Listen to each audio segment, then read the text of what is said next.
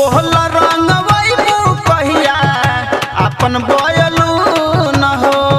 जब से तोके देखले बानी होली के दिन हो, होली के दिन हो। बोल रंगवैबू कहिया अपन बोलू न हो। जब से तोके देखले बानी होली के दिन हो। पटेल वकील उपेंद्र के पहरा मान करता कि कब कब कहता मनवा, कि कब कब कहता मनवा।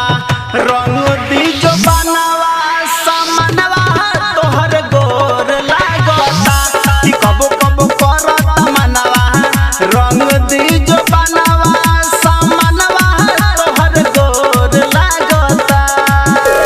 चढ़ल महीना फागुन के पहरा मान करता कि कब कब कहता मनवा, कि कब कब कहता मनवा।